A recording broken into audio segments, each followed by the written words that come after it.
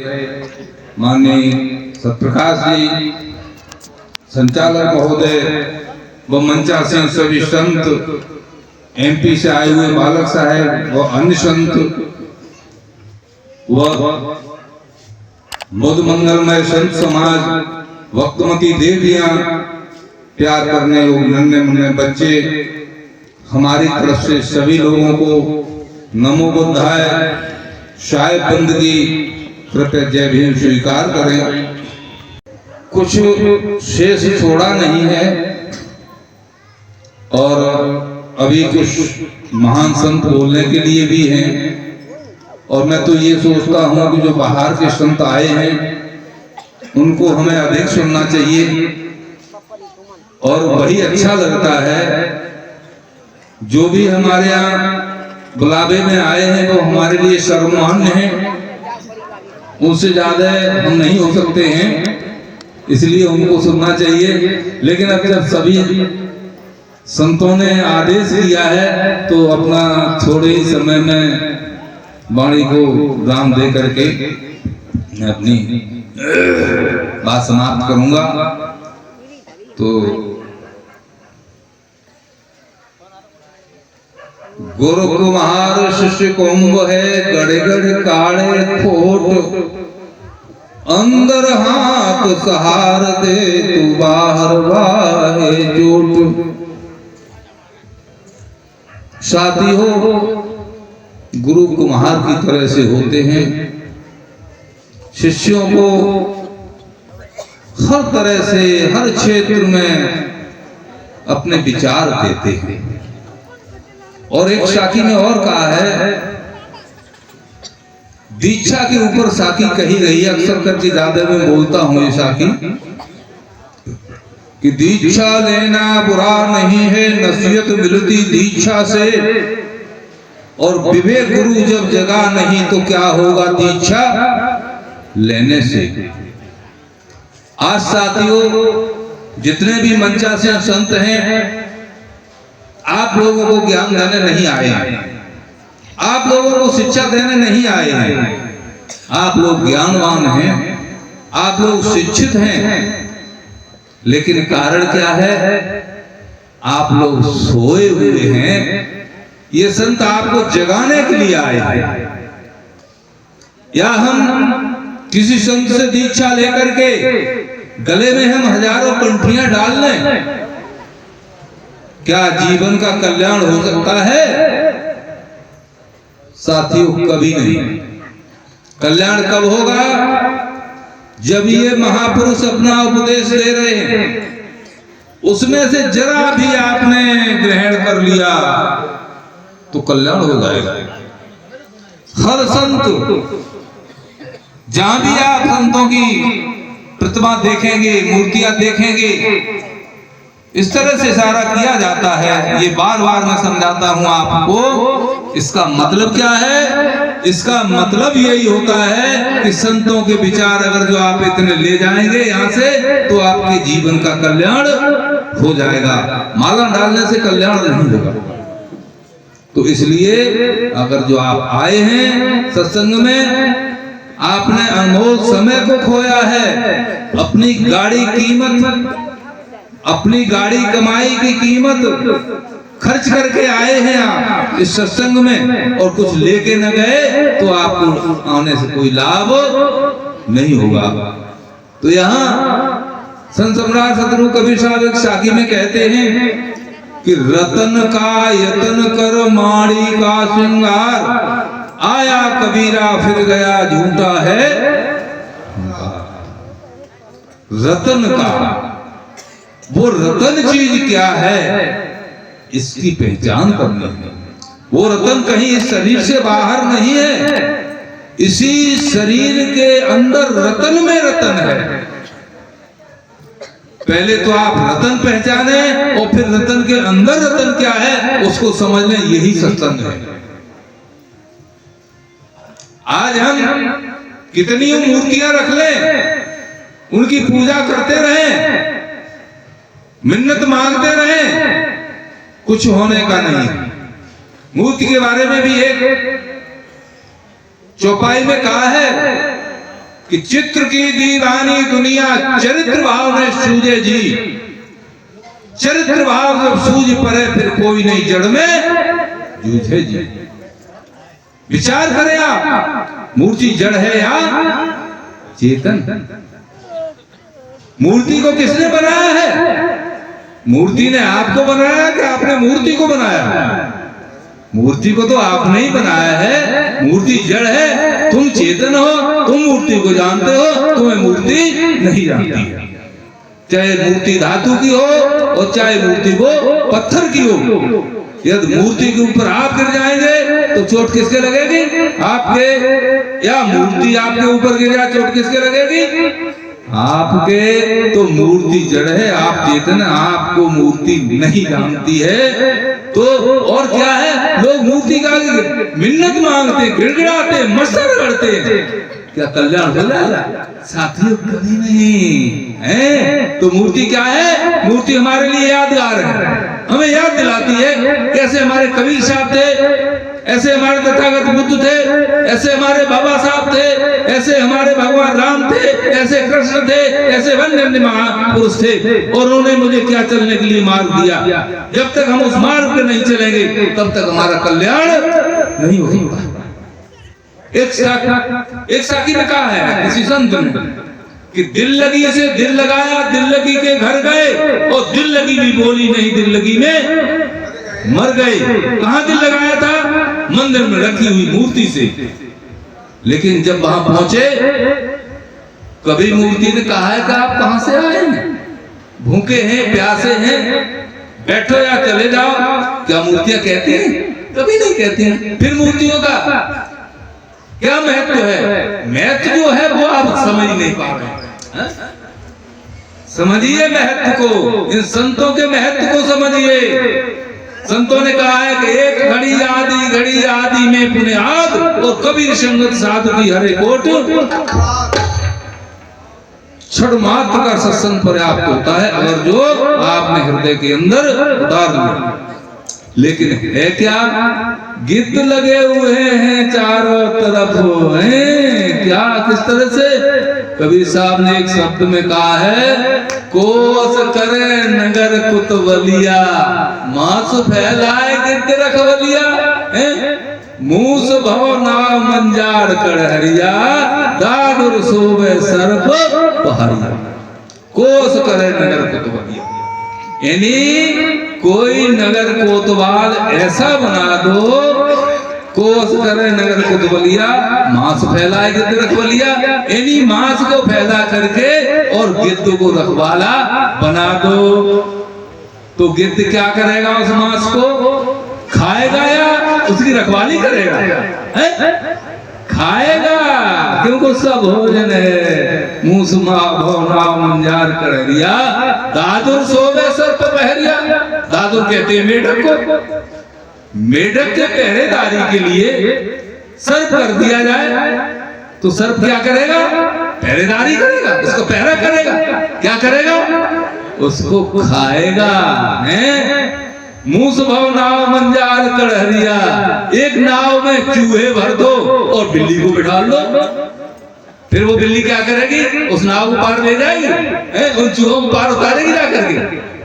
नहीं उतारेगी, वो एक एक करके खाएगी। अब उसका भोजन है वो।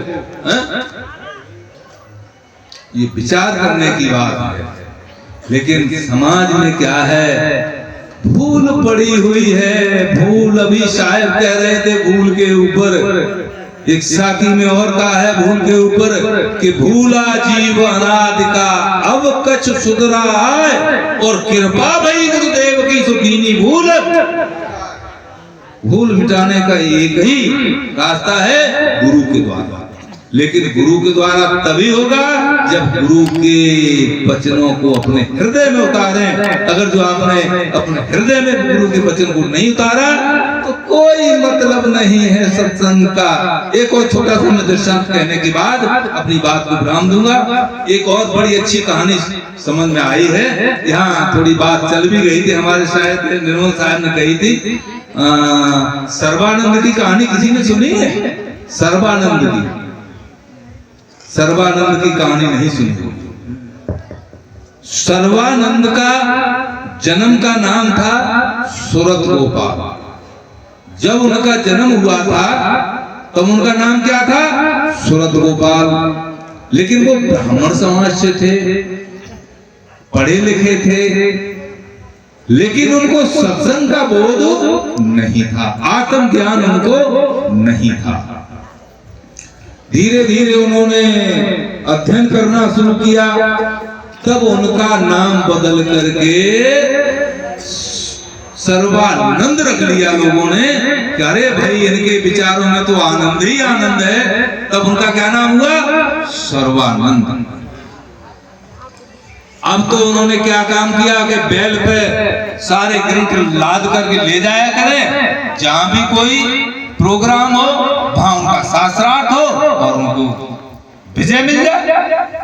धीरे धीरे लोगों ने उनका क्या नाम रखा? सर्वाजीत। यानी अब इनके बराबर संसार में कोई जीतने वाला है ही नहीं। क्या नाम हो गया? सर्वाजीत। पूरा भारत उनको सर्वाजीत कहने लगा। एक दिन की बात है, वो अपने घर पे गए, उनकी माँ बोली, काय सर्वानंद तू कहां तो वैसे? इतनी जो बात माँ की सुनी, सर्वानंद तो खपखान हो गए। उनकी है माँ, तुम कैसी माँ हो? हमें सारा संसार सर्वाजीत कहता है और आप हमसे सर्वानंद ही भी कहती हो। कि बेटा सर्वानंद तो मैं तुझे से अब कहूंगा जब काशी में महान संत हैं कभी सुना, जब तू उनसे विजय प्राप्त कर लेगा तब मैं तुझे सर्वाजीत कहूंगी। अरे माता जी ये क्या छोटी मोटी बात, मैं अभी जाता हूँ। उन्होंने बैल पे सारी ग्रंथ लादे और लाद करके उनके पास पहुंचे। उन्होंने कहा, कबीर मैं साक्षात करने आया हूँ। अरे बेटा तुम कहाँ ब्राह्मण और मैं कहाँ भीख मांगने खाने वाला, हम क्या तुमसे साक्षात करेंगे? अरे कि नहीं साक्षात करना होगा।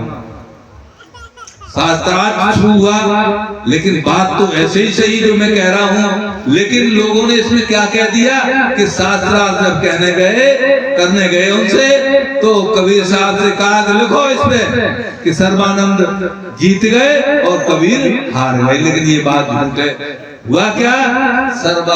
सर्वानंद जो थे उस शास्त्रार्थ में पराजित हुए और पराजित होने के बाद जब घर पे आए तो उनका चेहरा उतरा हुआ था।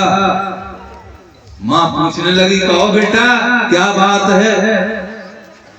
तब माँ के पैरों से गिर गए सर्वानंद, कहने लगे, माँ तूने बहुत देर कर दी। ये बात अगर जो तूने पहले बताई होती तो आज मैं वास्तव में सर्वाजीत होता। तो कहने का मतलब संत होते हैं। और एक छोटा सा दृष्टांत और कहूंगा, उसके बाद मैं अपनी वाणी को विराम दूंगा। आपने राजा भोज का नाम सुना होगा। राजा भोज की कचहरी लगी हुई थी और उस कचहरी में एक स्वर्ण का 3 मूर्तियां तैयार करता है राजा के दरबार में ले जाने के लिए।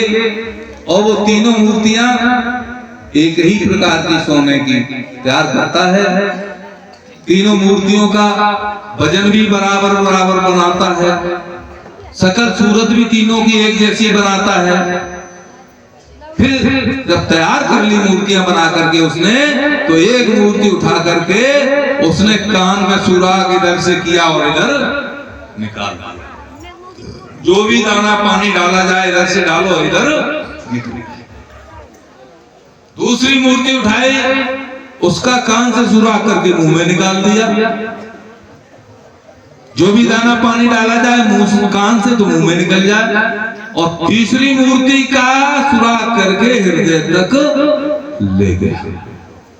इस तरह से वो तीनों मूर्तियां तैयार करके, और जहां राजा की कचहरी लगी हुई थी वहीं कचहरी में जाकर के मंच पे वो मूर्ति रख दी और हाथ जोड़ के खड़ा हो गया।